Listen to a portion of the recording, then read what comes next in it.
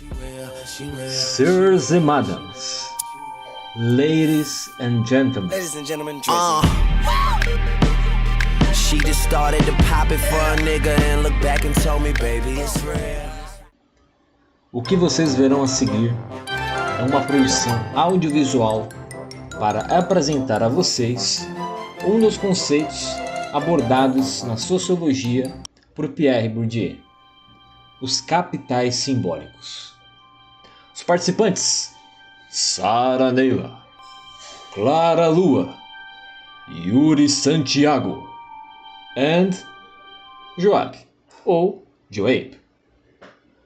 Preparem-se para refletir sobre a sociedade à sua volta, o sistema educacional atual and please enjoy the show.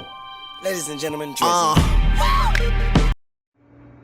Primeiramente, quem foi Pierre Bourdieu? Conversaremos então sobre quem ele foi e a sua importância e relevância na sociologia. Ele foi um importante sociólogo francês do século XX. Ele se destaca na sociologia pelas suas contribuições na compreensão das relações e desigualdades sociais. O Bourdieu buscou romper com a visão tradicional da sociologia que havia na época dele, que separava a estrutura e a ação.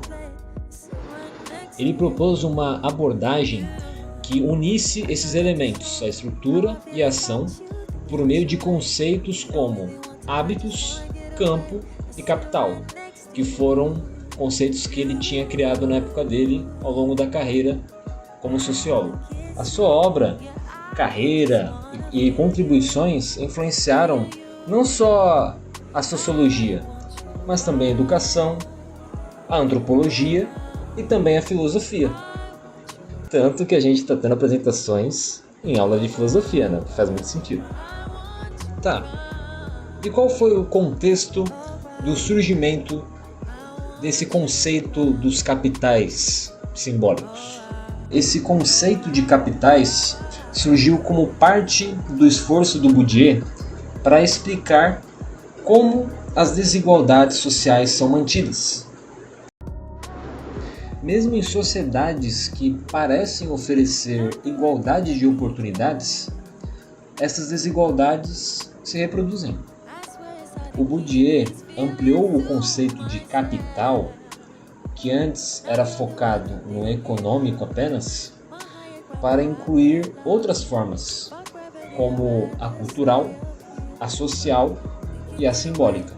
Esses capitais, eles ajudam a gente a entender como o conhecimento de uma pessoa, as redes de contato social que ela tem e o prestígio social também influenciam as posições dela na sociedade, não apenas o quesito econômico. O Bourdieu também observou que a escola, muitas vezes, reforça privilégios que foram herdados, em vez de promover a igualdade entre os alunos. Pierre Bourdieu, que, como a gente já falou antes, um dos maiores sociólogos reconhecidos do século XX, ele chamou atenção para esse aspecto ao desenvolver o conceito que ele chama de capital cultural. É tudo aquilo que aprendemos e absorvemos nos ambientes, como a escola, em casa e também no nosso convívio social. Afeta o nosso jeito de falar, os nossos gostos, como por livros ou por músicas, determinados filmes, até a forma da gente se comportar sozinhos e também em público. Ele explica que esse capital pode surgir de 3 formas. A primeira forma é o capital cultural incorporado. Ele é um conhecimento que a pessoa leva dentro de si mesma, como o vocabulário que ela usa, a linguagem, os ambientes em que ela frequenta, os gostos. Tudo isso é como se fosse a identidade da pessoa. Not my problem. E é algo que ela aprende com o tempo e com a convivência com outras pessoas daquele local, daquele ambiente e também o próprio ambiente em si.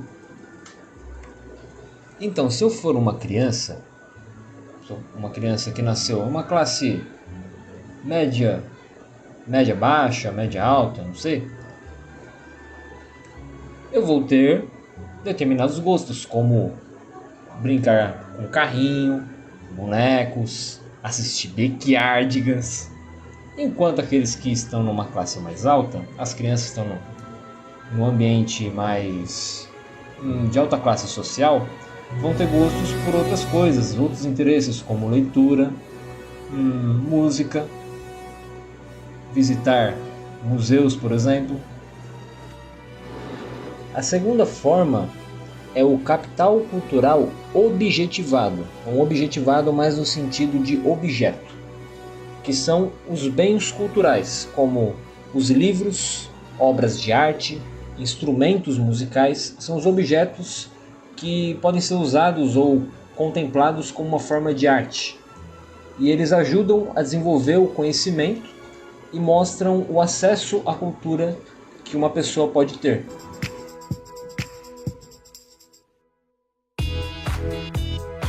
E ela complementa com o primeiro capital, que é o incorporado.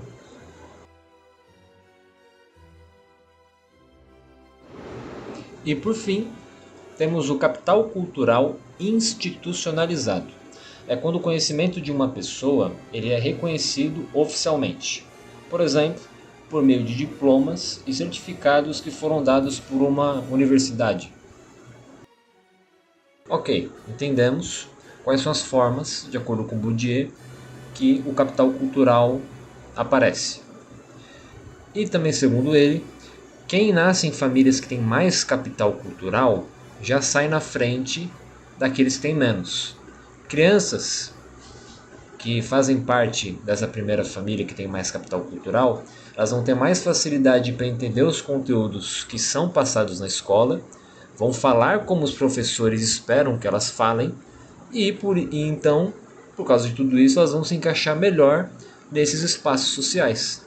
Enquanto isso, crianças que tiveram pouco acesso a esses conteúdos que geram, entre aspas, o capital cultural e é propagado nas escolas, e elas, por não terem crescido com isso em casa, nos ambientes em que elas frequentavam, elas têm menos facilidade do que as outras, elas são vistas como menos inteligentes ou menos capazes, sendo que na verdade ela só teve uma bagagem de experiências diferentes do que a escola propaga, por exemplo.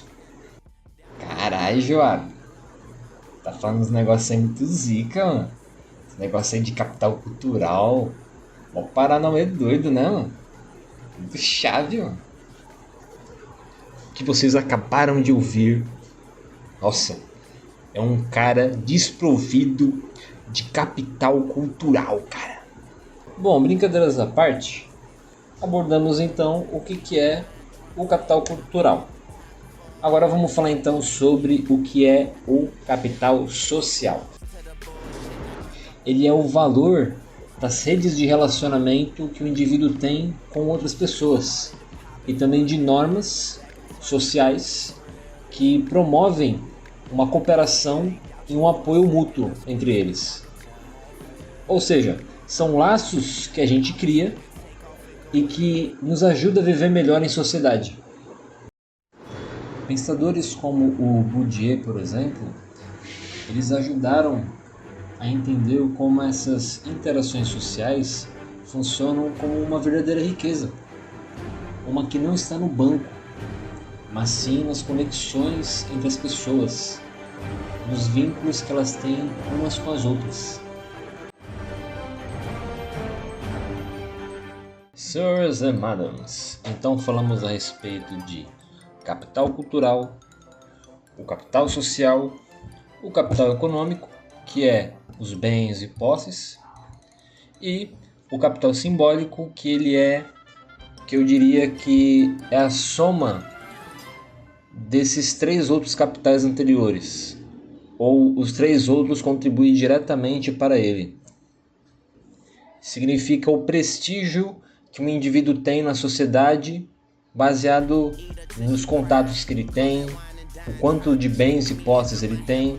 Isso faz com que ele seja respeitado nessa hierarquia social. Ladies and gentlemen, encerramos o vídeo por aqui, mas calma, ainda iremos filosofar sobre esse tema. E, não menos importante, contemplem os créditos por esta épica produção. Autorização: Clara Lua e Sara Neila. Narração: Joe Hay. E esta edição de dar gosto de ver, Yuri Santiago. Wish we could take off and go anywhere but here, baby, you know the deal. Is she bad? 3, 4.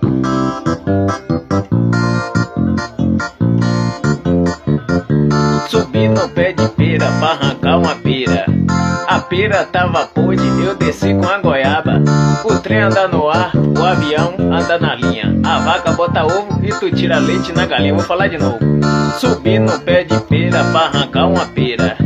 A pera tava podre, eu desci com a goiaba. O trem anda no ar, o avião anda na linha. A vaca bota ovo e tu tira leite na galinha.